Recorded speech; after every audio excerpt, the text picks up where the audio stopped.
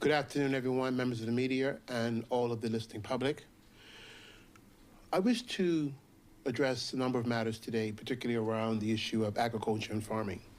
Recently, several commercial farmers have publicly announced their concerns that Bermuda would not have potatoes for this upcoming season's crop. I am happy to remove those fears for all of the public today and share with the people of Bermuda that after meeting all the phytosanitary requirements needed to ensure the ongoing good health of the island's environment, both seed potato and strawberries will be a part of this year's upcoming crop, and shipments have arrived of the seedlings of both to the island. I'm also pleased to provide an update on the significant efforts that the government has in place to assist local farmers in creating a vibrant local agriculture sector, which will strengthen our island's food security. The challenge is to make nutritious food available, affordable, and certainly a reliable supply. This need has never been more required than now, as we all are acutely aware of the global events that have challenged food production and also supply chains. Bermuda has been affected, and we continue to obviously experience those issues.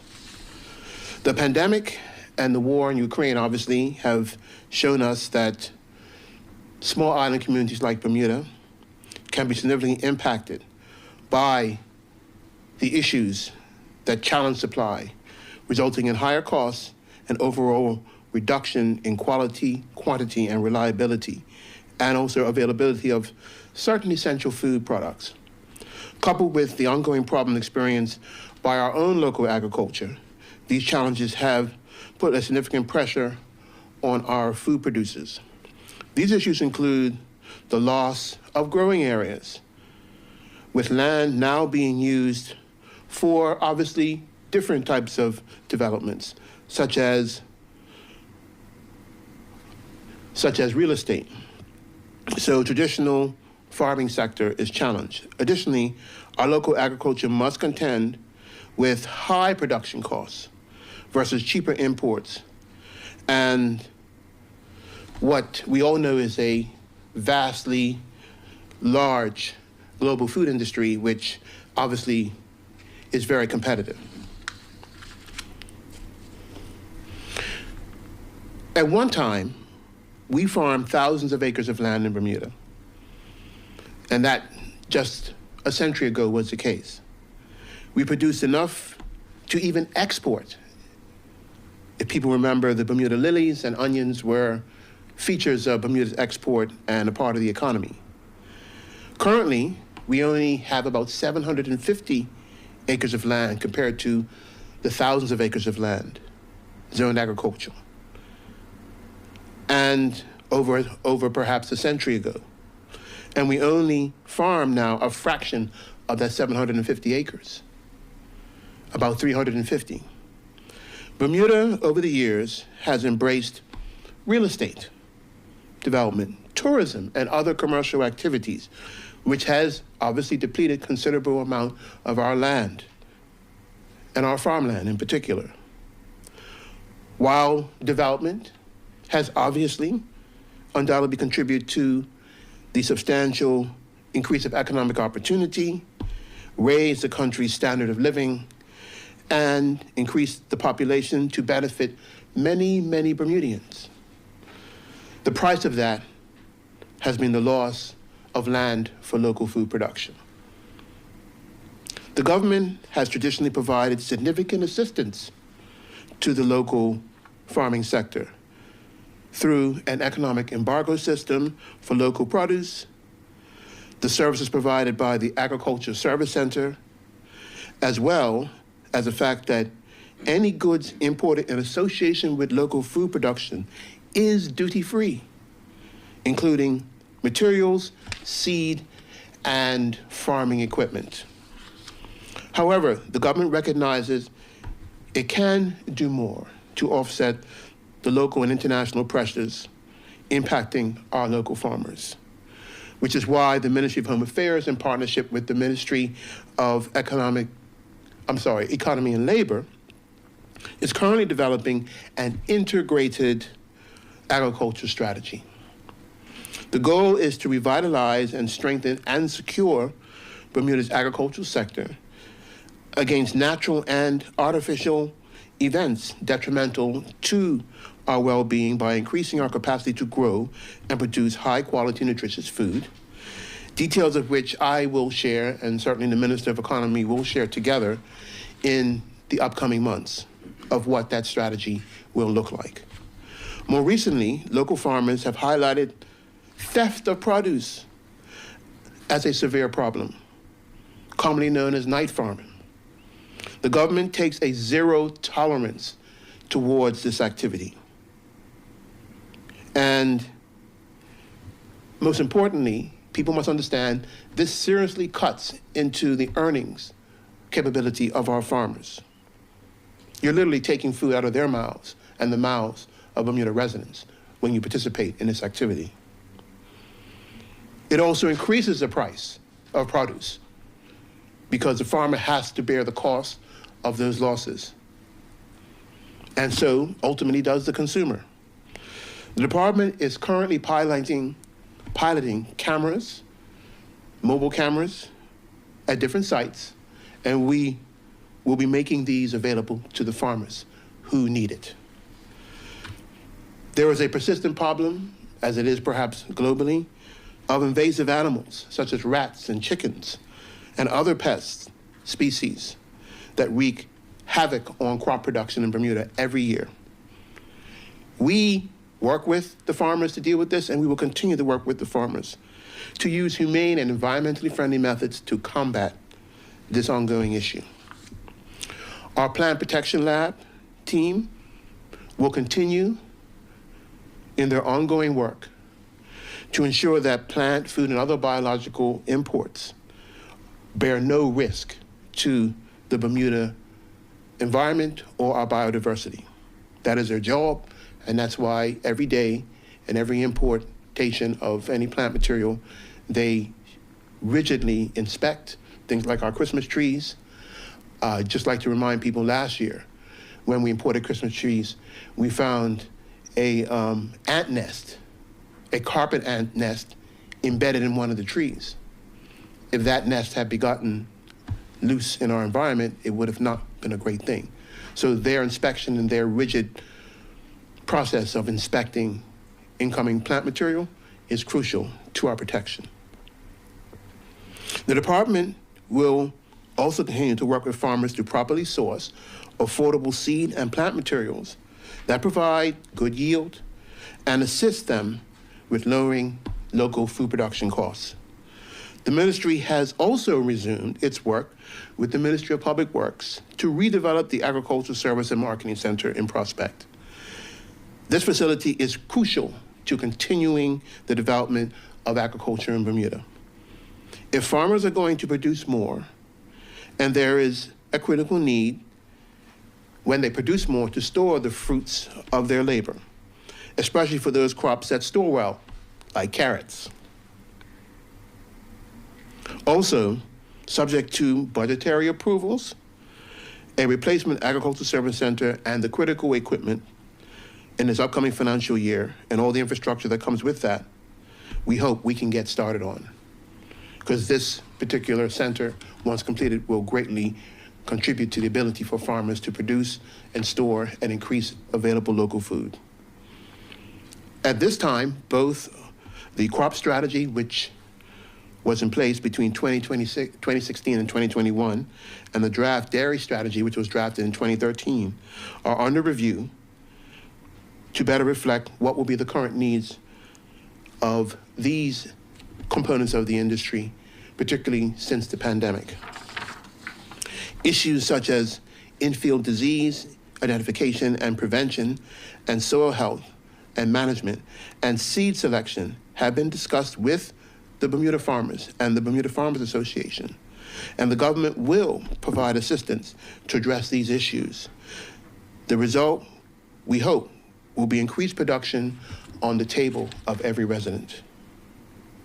Similarly, a key initiative to assess the opportunities that produce more of what we are already importing and to increase production of crops currently grown by farmers will continue to work with farmers to see how we can support them in different ways. As previously stated, land as a critical component is currently at premium. The Department of Environment and Natural Resources will complete what is a GIS-based arable land audit to identify additional opportunities for new production fields. We anticipate having the resources to support this critical work and others that I have mentioned in the first quarter of the upcoming year, 2023. The ministry will also produce amendments to the Agricultural Act of 1930 to correctly identify commercial farmers who sell goods along Bermuda's roadsides and strengthen the penalties for those who are not properly registered farmers and who participate, unfortunately, in night farming, as we've discussed earlier. Lastly, we will work with the Bermuda Economic Development Corporation to explore and provide additional opportunities for investment in local farming, but also in local manufacturing from the island's food producers. And with that, I'd like to say thank you, and I'm happy to take any questions. Thank you, Minister. We'll now accept questions from the media. Good afternoon, Minister. Gary Foster-Skelton, Bermuda Broadcasting. Just to touch on what you said about the shipments having arrived, seed shipments having arrived for potatoes and strawberries, I was getting the understanding that it may already be too late to get a good harvest of potatoes. Is that not the case? Have the farmers got their seeds in time to provide a good harvest for Bermuda? I would say that's incorrect, if that's the view you've been getting. Last year, the potato seed didn't come until March. Okay. So, and perhaps you should speak to the farmers who were bringing in that seed as to why it came in late. But the seed is here. That will allow farmers, we are currently in the growing season, so they couldn't have started really planting until perhaps 4 weeks ago anyway. Okay. So unless they had those crops in a little earlier, such as the carrots and others, which we are now, and many of the produce that people are benefiting from, but they wouldn't have been able to plant the potato that early. So the seed is here. Last year, it came much later into 2022. So I'm certain that now that it's here and it's available, they will begin planting, and we will have the crop that everybody likes usually, which happens during the spring. And that should be appropriate. Okay. And, so it's not too late, despite the opinions, but again, it came in much later last year, and there wasn't any complaints. Okay. You spoke about the carrots. Local farmers say carrots were wiped out somewhat in the recent hurricane and are difficult to find. How does government support farmers during times like this when staple crop supplies are low? Well, the government doesn't participate in farming. We support farming.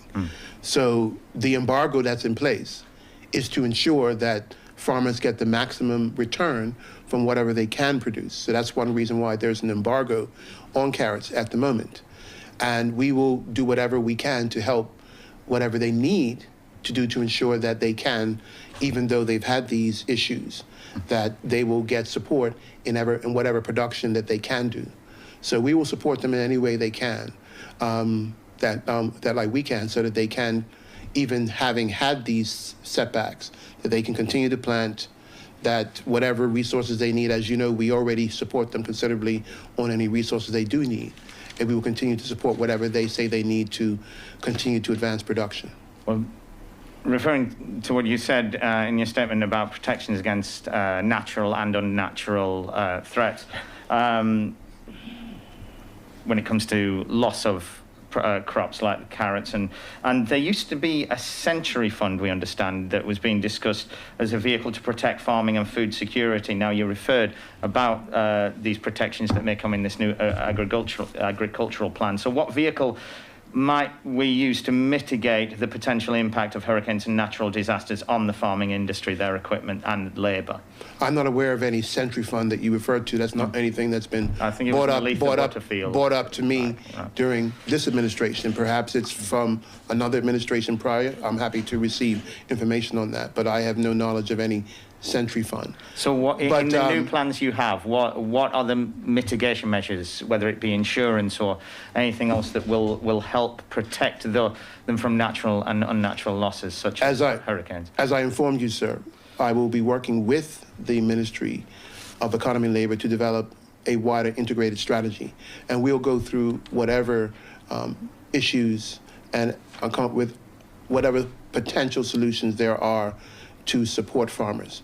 The issue of insurance can certainly be discussed. It's nothing that has ever been discussed with myself as the minister responsible for agriculture, but those are things I'm happy to investigate and research to see how we can do it to support farmers. Certainly, if the farmers want to investigate an insurance product, there are insurers here that they can have that discussion with to see if they can develop a product for them so that they can insure their crops against loss. Okay. So right now we're looking at very much the embryo stages of this agricultural plan. There's nothing so much of a solid plan going yet. Isn't that what I said? I said that I will be working with the minister on an integrated strategy going forward, and I will bring that information on that strategy when we have something to report. Okay. Touching on a different subject, I understand yesterday your ministry received a letter from the Fishermen's Association requesting to arrange a meeting so they can make representations regarding the Bermuda Ocean Prosperity Plan with the intent to, quote, resume consultation in a restructured format that is mutually beneficial, end quote. You previously told us that your door was open on this matter. Will you be arranging a meeting with Alan Bean and the Fishermen's Association? I don't have anything to say on that matter at this point. That communication is being reviewed by my technical officers, and I will respond accordingly to their request. Up to this point, as you would say, sir, and you didn't say this in your just comment, is that they're the ones who decided they were not talking to me at all. They said it at their press conference, which you attended some weeks ago. They said that they were not prepared to speak to the BOP or anyone any further on the issues around the Marine Spatial Plan. So if they have changed their position, we will review that and consider what they have said to us. Well, but that answer, I will ensure that we will respond to them accordingly. Okay. Presuming from the letter that they have changed, they want to meet, your door is open as you told us? Okay. I will note that the the letter that they sent said the fishermen are opposed to the implementation of suggested fishing restrictions until a comprehensive fish stock analysis has been done. Has such an analysis been done ahead of the proposed, and I emphasize, the proposed restrictions? Mr. Skelton, I would not prepare to answer those detailed questions at this point. We can provide you with answers at a later date. This press conference was about agriculture. The matters concerning the fisheries, you've had exhaustive opportunity to speak to myself and the department on this already. And if you have further questions, you can put them in writing and we will provide you with answers. Thank you. Well, we were told when we were given the press conference alert that it was for food security, so these questions would fall into that category. My final question, BEDC has put out a request for proposal on an acre of land at Blue Hole for an agricultural co-op. What are your thoughts on this, and why has government decided to put this type of project out to tender? BEDC, I think you need to put the questions to them about the purposes of doing that. The work around the agriculture co-op is not under my ministry. It is under the BEDC, which is under the Ministry of Economy and Labor, so they can best answer questions around that in detail. I have nothing against any efforts to advance or support agriculture in Bermuda, but that's about all I can say on that. It is not an initiative that's being piloted by my ministry. It is being piloted under Economy and Labor. Okay. Thank you, Minister.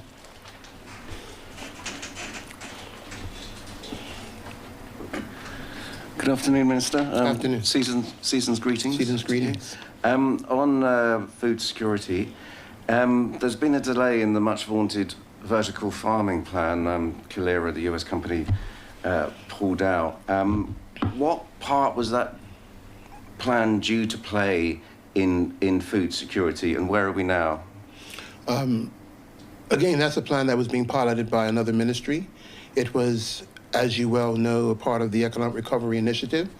And any details as to what will happen next, I would ask that you present those to the Ministry of Economy and Labor and the Bermuda Economic Development Corporation, because they're the ones who have the most detailed understanding of that project and where it's intending to go. It was a business development initiative under the Economic Recovery Plan, and they know the most about where that will go next. But this press conference was meant to be about food security, so what's your opinion on that, about where we go now? It's a part of the Economic Recovery Plan, so I support the plan, but where that particular initiative goes from here is something that's best discussed with the ministry that was responsible for it. Okay, in your statement, you touched on the underuse of agricultural land. It's about 50% of arable land is actually being used for food production at the moment. What specifically is the government doing or plans to do to increase that?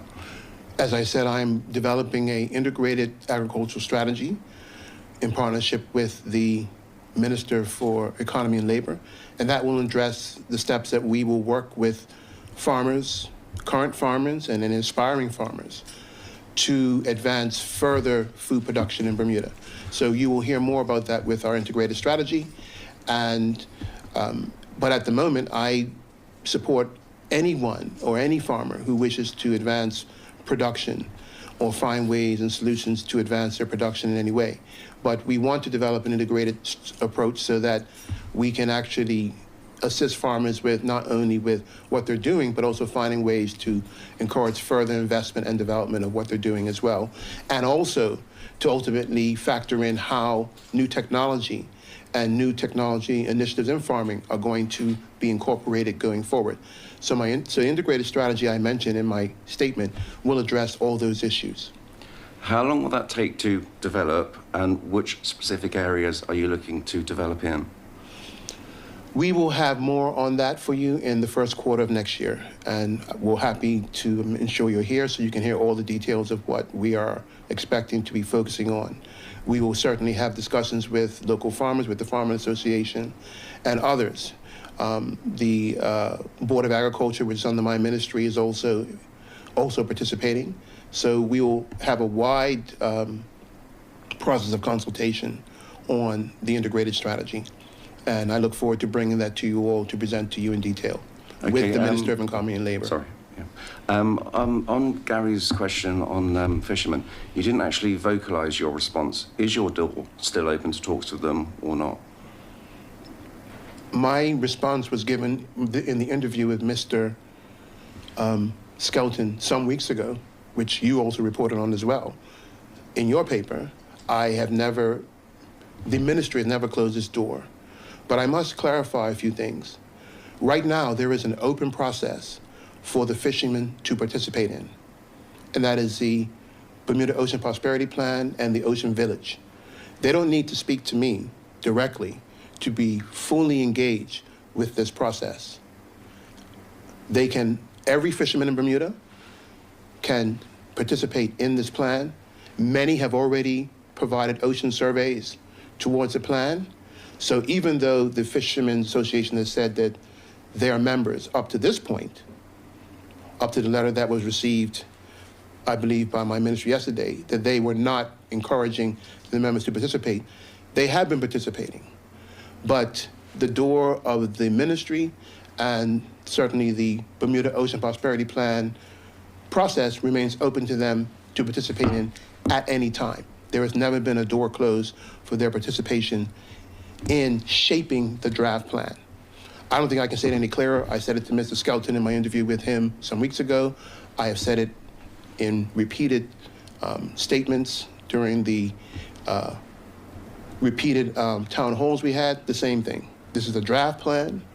It is not written in stone, and that it is meant and shaped to allow all those interested in ocean matters to shape and ensure that the ultimate plan reflects the real situation that we have in Bermuda around our ocean activities.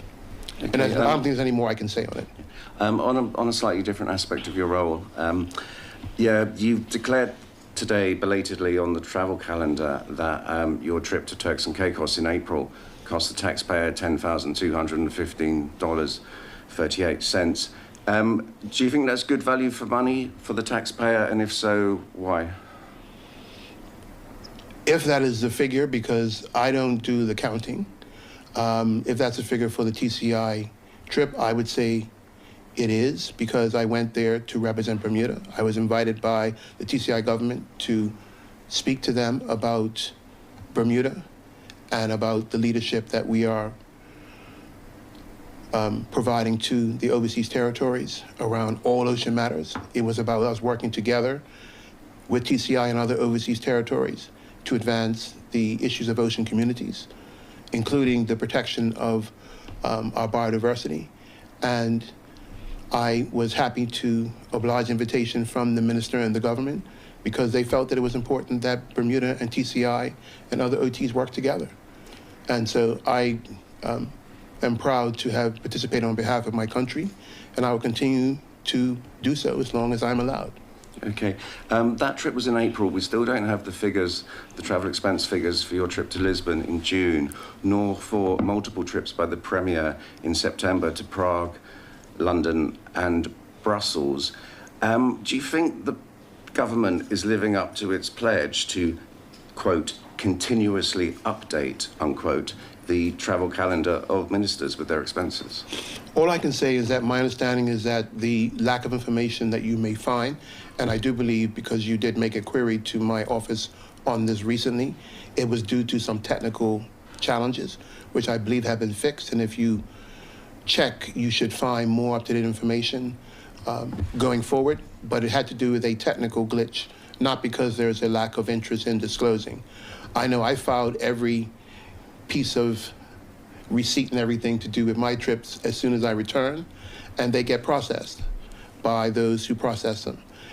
But I do believe that the recent delay has to do with some technological issues that were with the actual site, which we had to consult with the technological persons of government to fix. Are you not concerned a technical glitch took 7 months to find out, and we still don't know what the Premier spent in September? I cannot speak to that, and I think any questions about the Premier's travel, you can put to the Cabinet Office to answer for you. Finally, in July it was announced there'd be like a $500,000 push on LED light bulbs. Where are we with that now? That paper will be in Cabinet shortly, and to approve the money that has been actually allocated to spend. Anything above a certain amount has to be approved by the Cabinet, and that paper was being refined, and it will go to Cabinet certainly as soon as Cabinet meets next. It was announced on July the 15th. We're now almost in next year. Would you like to apologise for people for not delivering the LED light bulbs to lower their energy bills? I would apologize for any delay that we unfortunately have sometimes with delivering initiatives.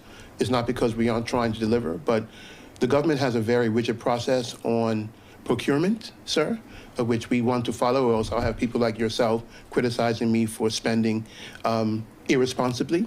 So this particular initiative had to go through a proper procurement process with finding quotes and then having those quotes evaluated so that we could come up with a reasonable price for the purchase of those bulbs.